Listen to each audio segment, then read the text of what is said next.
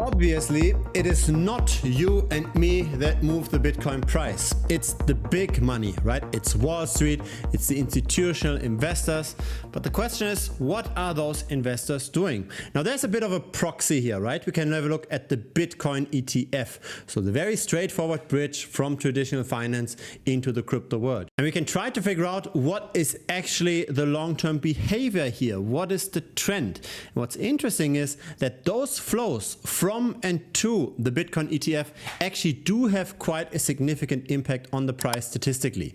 But more on this in a second. Have a look at this chart. This is the Bitcoin ETF asset under management. Now there are a lot of ETFs here, right? We've got the Grayscale Bitcoin Trust, we've got IBIT from BlackRock, we've got Arkham, etc.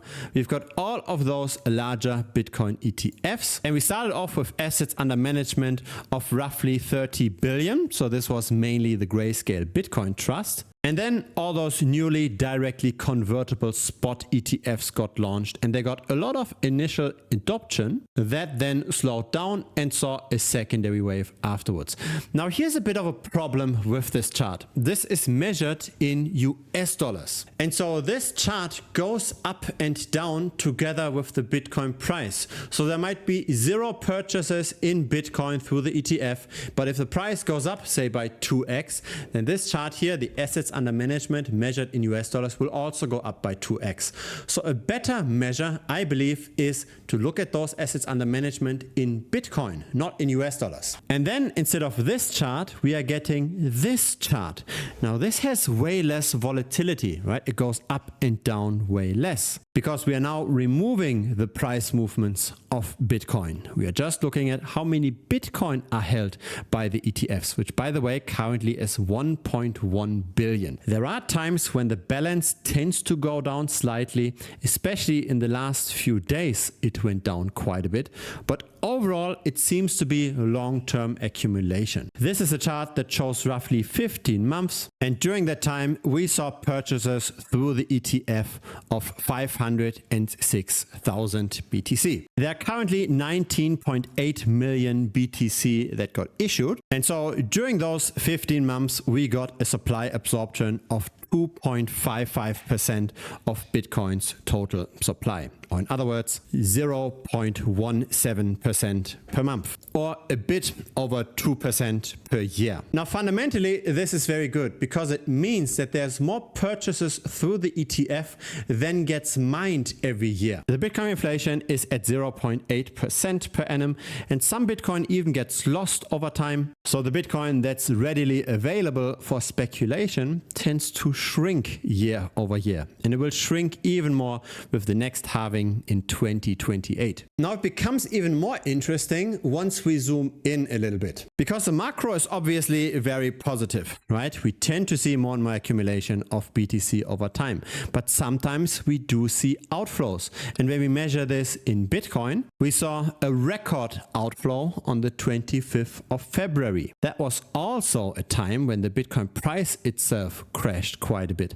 Now this is measured in Bitcoin because during that time period Bitcoin also went up. Measured in US dollars, it was almost $1 billion that we saw in outflows. Almost double of what we saw on the 1st of May of last year, where by the way the Bitcoin price also went down. So the Bitcoin ETF flows aren't necessarily a great predictor, simply because they're very volatile. It's nice that they exist, it's nice that it makes Bitcoin supply shrink over time, the liquid supply, but it's not necessarily a great way to trade BTC. Now, how do we even value Bitcoin, right? Why is Bitcoin close to 100K and why is it not just $1,000 or just $10? Why is it that high? Why can't it be, say, $1 million or $10 million? My impression is that there are two extremes, right? There are on the one hand the people that say Bitcoin is worth nothing because it's not backed by anything. There's simply just GPU power that's getting burnt. And then there's the other extreme of people that say Bitcoin is worth all of the fiat currency because it's the hardest of the monies. And so over time, the Bitcoin price will appreciate to trillions of dollars potentially because, yeah, fiat will go to zero. The issue is, of course, that neither of those viewpoints help us with timing the market, right? They don't tell us whether or not Bitcoin, say in the medium term over the next 1 or 2 years, is expensive or cheap. What I believe works on those medium term time frames are reference prices. So let's say you buy Bitcoin or you buy crypto or whatever other investment, right? You buy something, you will then see the future price development relative to your entry point. So let's say Bitcoin goes up at 2 or 3x's, you might consider taking some of that profit, right? And then maybe take the profit, put this into other assets in order to diversify or to use it just for consumption. However, when you're down on your investment, let's say Bitcoin falls after your purchase and you long-term believe in the Bitcoin story that it is harder money than fiat, then you might simply just wait it out, right? The sell pressure tends to go down when Bitcoin is going below your reference price. And so we can have a look at the reference price of, for example, the ETF holders. So the average cost basis or the reference price that the average ETF investor has in their portfolio, that's shown here in purple. The ETF holders on average are in profit. They bought Bitcoin for 71k. And whenever the price is below that reference price, it might make sense to assume that the ETF holders aren't going to sell that much. What we see at the bottom is the market value to realized value. So this is simply just the ratio of how much is the market currently in profit, the ETF holder. So it's currently at 26% because the price is at 87k and the reference price is at 71k. We can also expand that view a little. So this is the realized price of the entire market, not just of the ETF holder.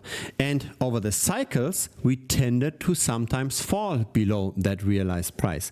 And that is the best time to buy. It doesn't happen too often. It happens every 2 to 3, maybe even 4 years. We have to wait a few years to get these kind of prices. And over time, the reference price tends to go up. But it is a good psychological anchor point to give us an idea at what point in time it's really good to buy. It doesn't happen very often, but whenever we reach that level, that orange line, it makes sense to go really, really high risk, to have a lot of allocation towards Bitcoin and towards crypto in general. It's all about finding the right weightings in a portfolio, right? We don't just want to own one asset. We don't just want to hold a few altcoins and Bitcoin. We want to hold other things as well, right? Like property and precious metals and stocks, and having some kind of a reference range at what point in time those different asset classes are cheap or expensive is always useful, right? For property, it could be just the ROI, what kind of gross rental yield do we get? With stocks, it could be the historical price to earnings ratio.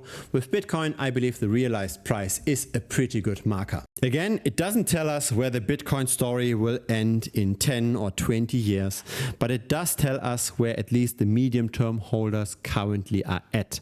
If they are in losses, where it makes sense to buy against the masses, or if they are in profit, where it sometimes makes sense to rebalance the portfolio and potentially buy something else and get a bit more risk off. The correlation between the ETF flows and the Bitcoin price development is definitely there.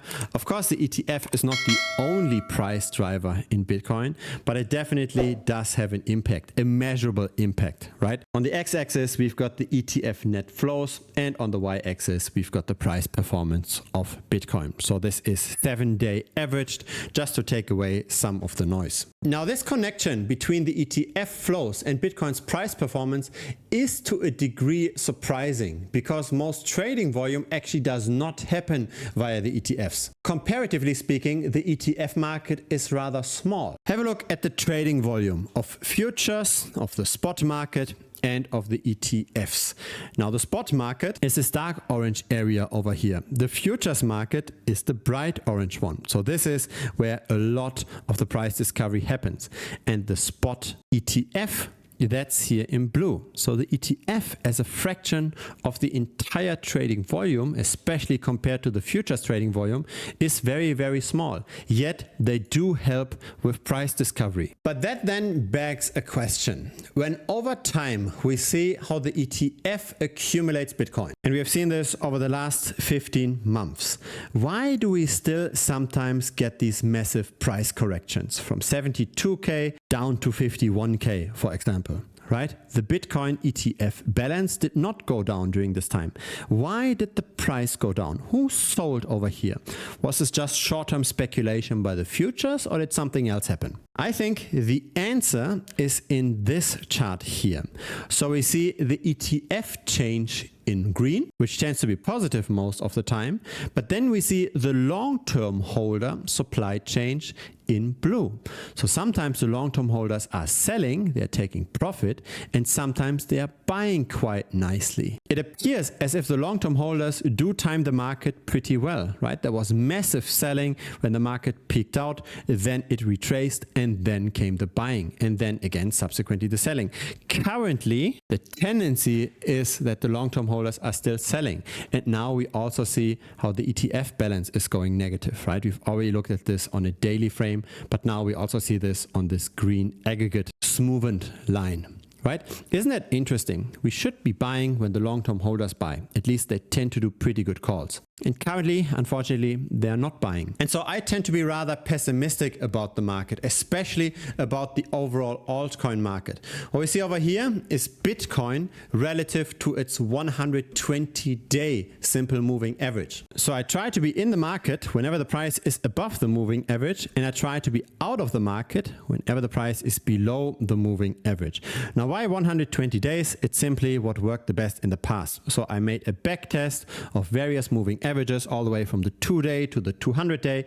And when you follow a strategy of buying in whenever we are above and selling whenever we are below, and you measure those different moving average durations, 120-day worked the best for BTC. And so that's what I'm using for quite a while already. And so the long-term holders are selling and the momentum is dying for BTC.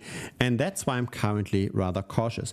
Now, this indicator does not work without failed signals, right? We do have our noise here as well, and the situation can flip-flop rather quickly. The moving average right now is at $95,000 roughly. And the way I'm currently set up is that I think that it's more likely that we're going to retrace even further than that we're going to make new all-time highs.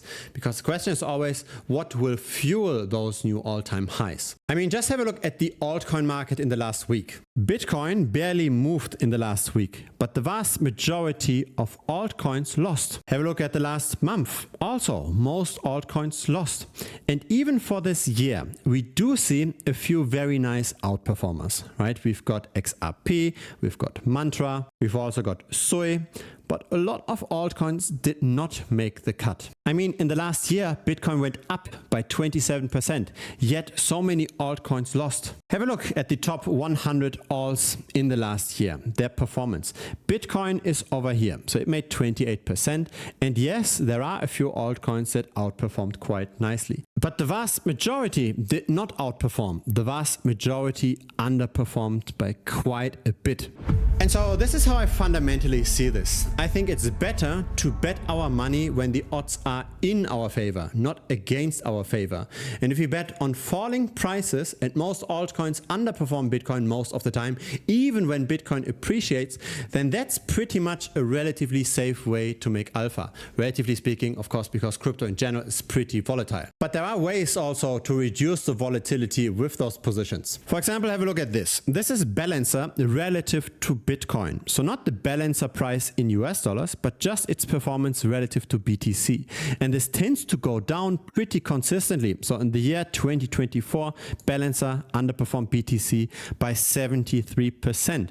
And again, the rallies that we see here, they're not too bad. They're maybe 22% over here in its peak. Isn't it much easier to make money by betting on a chart like this, continuing to go down, than trying to find the next mantra? Because it's probably not going to be Mantra that will be the top performer in the next year. There's a reason why all of those altcoins are performing that poorly and why they perform so poorly consistently. And that reason is tokenomics.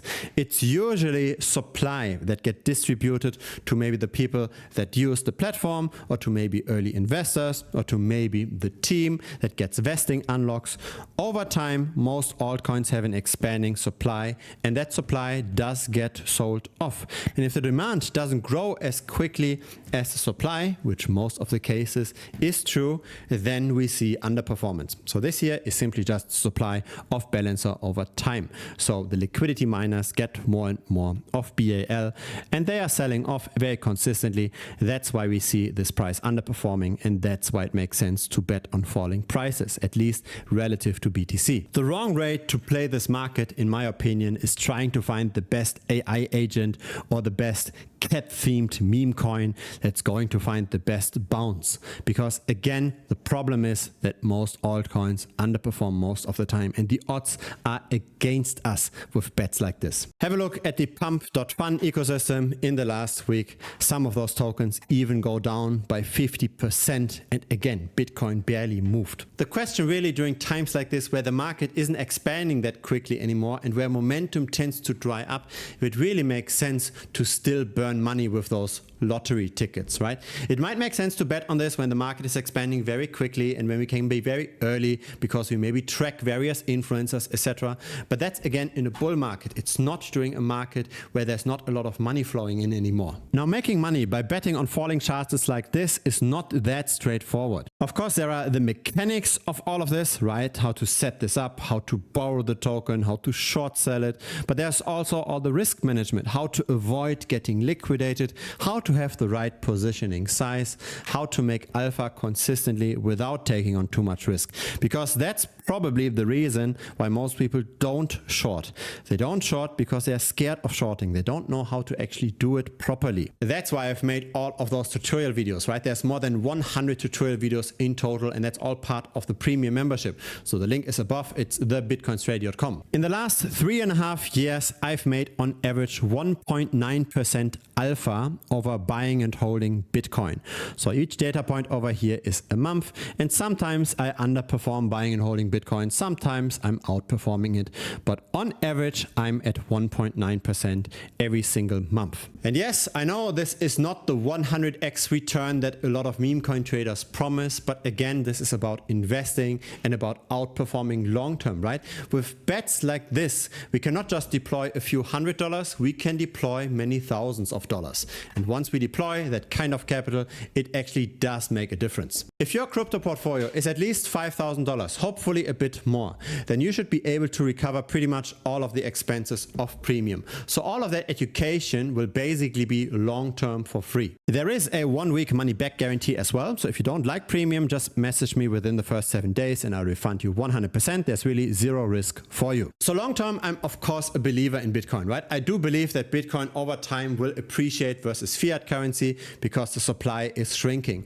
What I think though is better than to just buy and hold BTC is to time the market to a degree, because again, we do have a lot of data as well. And again, if you want to get a bit deeper into the rabbit hole and you want to make more alpha besides just buying and holding BTC, the altcoin market is a nice market that's still relatively inefficient. Not necessarily trying to find the one winner in a bear market, but when we bet on falling prices, we do have the odds in our favor. If you got some value out of this video, feel free to subscribe. I publish videos regularly. A like would be very much appreciated as well. It helps the channel grow. See you in the next video, or see you in premium. Cheers.